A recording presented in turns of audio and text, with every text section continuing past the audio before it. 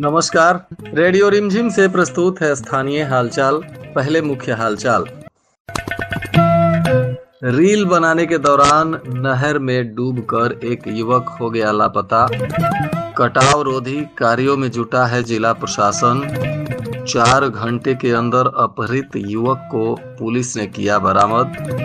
और गहन पुनरीक्षण को लेकर की गई बैठक तथा विकास कार्यों की हुई समीक्षा।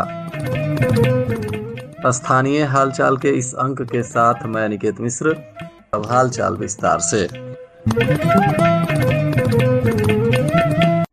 थाना क्षेत्र के तुरकहा रेलवे पुल के पास रील बनाने के दौरान एक युवक जिसका पैर फिसल गया और वह गंडक नहर की तेज धारा में बह गया। घटना के बाद वहां हड़कंप मच गया। भारी संख्या में स्थानीय लोग एकत्रित हो गए। इसकी जानकारी 112 की पुलिस को दी गई। मौके पर पहुंची पुलिस ने स्थानीय गोताखोरों के सहयोग से जांच पड़ताल किया, परंतु कहीं भी युवक का पता नहीं चला, जिसके बाद स्थानीय लोगों की मांग पर एसडीआरएफ की टीम अंचलाधिकारी रजत बर्णवाल के नेतृत्व में पहुंची और देर शाम तक एसडीआरएफ की टीम नहर में युवक को ढूंढ रही थी। खबर मिलने तक युवक का कहीं पता नहीं चला था। घटना के बाद से परिजनों में मातम पसर गया है। बताया जा रहा है कि यह लापता युवक नगर थाना क्षेत्र के छपिया गांव के नौशाद अली का 18 वर्षीय पुत्र शहबाज आलम है, जो अपने किसी दोस्त के साथ घूमने आया था। इसी दौरान रेलवे पुल के पास रील बनाने लगा और रील बनाने के दौरान ही नहर की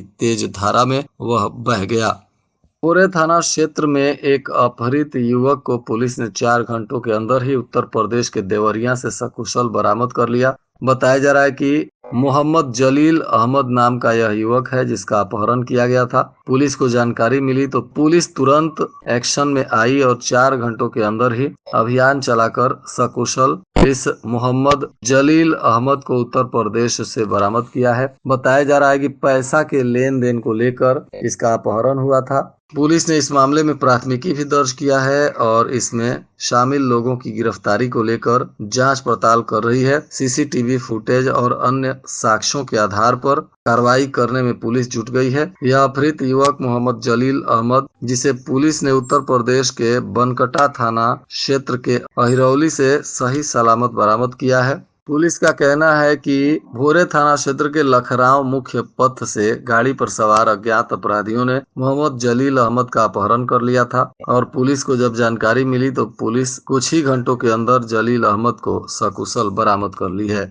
जिला प्रशासन ने जल संसाधन विभाग के नेतृत्व में संभावित बाढ़ के खतरों को ध्यान में रखते हुए संवेदनशील इलाकों में सतर्कता और तैयारियों के साथ काम कर रहा है। बताया जा रहा है कि कई क्षेत्रों में कटाव रोधी कार्य किया जा रहा है और तटबंध सुरक्षा को लेकर सक्रिय रूप से प्रशासन के लोग लगे हुए हैं। उत्तर प्रदेश सीमा से सटे अहिरौली दान से लेकर बेतिया गोपालगंज पुल के राइट गाइड बांध तक निर्मित तटबंध पर कटाव रोधी कार्य सफलतापूर्वक कराया जा रहा है। साथ ही गंडक नदी की एक शाखा के सामने सलेपुर, टंडसपुर, छरकी क्षेत्र में भी कटाव नियंत्रण के उपाय किए गए हैं। बताया जा रहा है कि सारण तटबंध के मुनजा कॉर्नर से लेकर मटियारी रिंग बांध तक की सुरक्षा को और सुदृढ़ किया गया है।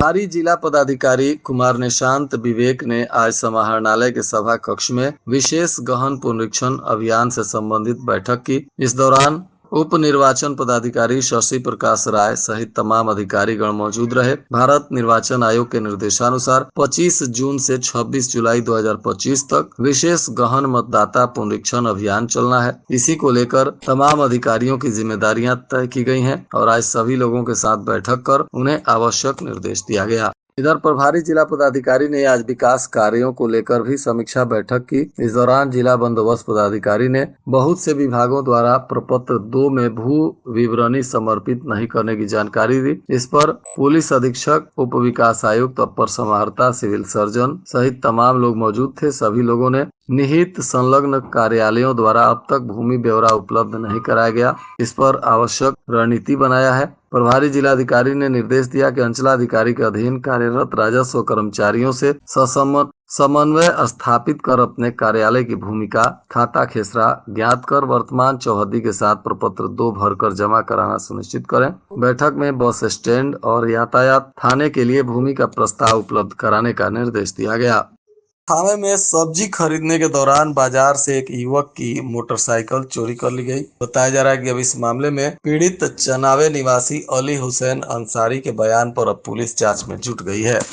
लोकसभा चुनाव को लेकर मतदाताओं की सुविधा को ध्यान में रखते हुए भारत निर्वाचन आयोग के निर्देशानुसार मतदान केंद्रों का युक्तिकरण किया गया है। इस प्रक्रिया के तहत 1200 मतदाताओं के मानक को आधार मानते हुए जिले में 361 नए मतदान केंद्रों के गठन का प्रारूप प्रस्ताव भी तैयार किया गया है। बताया जा रहा है कि 30 जून 2025 को समाहरणालय के सभा कक्ष में जिला निर्वाचन पदाधिकारी की अध्यक्षता में बैठक आयोजित की गई और इसी में सभी राजनीतिक दलों के अध्यक्ष, उपाध्यक्ष या प्रतिनिधि मौजूद रहे। सबके साथ मिलकर 361 नए मतदान केंद्रों के गठन का प्रस्ताव तैयार किया गया है। कालाजार को नियंत्रित करने के लिए आज बैठक की गई, जिसमें जिला वेक्टर जनित रोग नियंत्रण पदाधिकारी ने पत्र जारी कर कालाजार उन्मूलन को लेकर आवश्यक निर्देश दिया है। उन्होंने कहा कि पीकेडीएल के मरीजों का ओपीडी में लाइन लिस्टिंग किया जाएगा। साथ ही आने वाले मरीजों का पैसिव केस डिटेक्शन रजिस्टर में भी नाम दर्ज किया जाएगा। जदयू के प्रदेश महासचिव प्रमोद कुमार पटेल ने आज सोशल मीडिया दिवस पर सभी लोगों को बधाई और शुभकामनाएं देते हुए कहा कि रेडियो की लोकप्रियता के साथ ही सोशल मीडिया भी लोगों के बीच काफी लोकप्रिय होता जा रहा है। उन्होंने समस्त सोशल मीडिया यूजर्स को सोशल मीडिया दिवस पर बधाई और शुभकामनाएं दी। पंचदेवरी प्रखंड के सभी सरकारी विद्यालयों में टैबलेट का वितरण किया गया। प्रखंड संसाधन केंद्र पर शिक्षा पदाधिकारी जानकी कुमारी के नेतृत्व में सभी विद्यालयों को 2-2 टैब दिया गया है। प्रखंड शिक्षा पदाधिकारी ने बताया कि इस टैब के माध्यम से अब बच्चों की हाजिरी ऑनलाइन बनेगी, वहीं पढ़ाई का विवरण भी डिजिटल रूप से दर्ज होगा, जिससे छात्र उपस्थिति, पाठ्यक्रम की प्रगति, परिणाम, मध्याह्न भोजन निगरानी और विभागीय निरीक्षण जैसे कार्य किए जाएंगे। थाना क्षेत्र के भोजपुरवा टेकनिवास गांव में घरेलू कलह से महिला की गला दबाकर हत्या करने के आरोप मायके वालों ने ससुराल पक्ष पर लगाया है। मृतक के पिता उसके पति और ससुर पर प्रताड़ित करने के बाद हत्या का आरोप लगाए हैं। घटना के बाद पुलिस ने शव को कब्जे में लेकर जांच पड़ताल शुरू किया है। मृत महिला ब्यूटी देवी है। बताया जा रहा है कि मोतिहारी के केसरिया थाना क्षेत्र के दरमाहा टोला त्रिलोकवा निवासी माधव सिंह ने अपनी पुत्री की शादी 2017 में भोजपुरवा टेकनिवास में लक्ष्मण सिंह के पुत्र संजीव कुमार उर्फ मंटू सिंह के साथ किया था। शादी के बाद दोनों के बीच 2 बेटे हैं। आरोप है कि शुरू से ही दहेज को लेकर प्रताड़ित किया जा रहा था। पति शराब पीकर मारपीट करता था। ससुर और ननद भी उसे टॉर्चर करते थे। प्रताड़ना से तंग आकर 8 माह से ब्यूटी अपने मायके में जाकर बच्चों को लेकर रहती थी। ससुराल वालों ने पंचायती करने के बाद बहू को विदा कराकर घर लाए। 10-15 दिन रखने के बाद महिला की हत्या कर दी गई। क्षेत्र के लुहसी गांव में बिजली पोल पर आपूर्ति सप्लाई दुरुस्त करने के दौरान करंट लगने से एक लाइनमैन की मौत हो गई। मृतक लाल बहादुर शाह बताए जा रहे हैं। परिजनों का कहना है कि वह पोल पर चढ़कर बिजली के कनेक्शन की रिपेयरिंग इत्यादि कर रहे थे। इसी दौरान अचानक करंट आ गया, जिससे उनकी मौत हो गई है। पुलिस ने शव को कब्जे में लेकर पोस्टमार्टम के लिए भेज दिया और मामले की जांच में जुटी हुई है। परिजनों का रो रो कर बुरा हाल है। मृतक लाइनमैन के 5 छोटे छोटे बच्चे हैं, जिसमें 2 बेटे और 3 बेटियां हैं। इनके परवरिश को लेकर चिंता बढ़ गई है। सूची के गहन पुनरीक्षण कार्यक्रम को लेकर राजद के नेताओं ने बूथ स्तरीय पदाधिकारियों को प्रशिक्षित करने की योजना बनाई है। बताया जा रहा है कि बूथ स्तरीय कार्यकर्ताओं को प्रशिक्षण कर गहन पुनरीक्षण कार्यों के संदर्भ में सबको सक्रियता से काम करने की जानकारी दी जाएगी। के मौसम का तापमान गोपालगंज में न्यूनतम 27 डिग्री सेल्सियस और अधिकतम 38 डिग्री सेल्सियस रहने की संभावना है। अंत में मुख्य हालचाल एक बार फिर। रील बनाने के दौरान नहर में डूबकर एक युवक हो गया लापता। कटाव रोधी कार्यों में जुटा है जिला प्रशासन। 4 घंटे के अंदर अपहृत युवक को पुलिस ने किया बरामद। और गहन पुनरीक्षण को लेकर की गई बैठक तथा विकास कार्यों की हुई समीक्षा।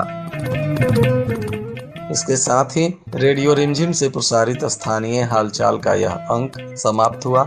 नमस्कार।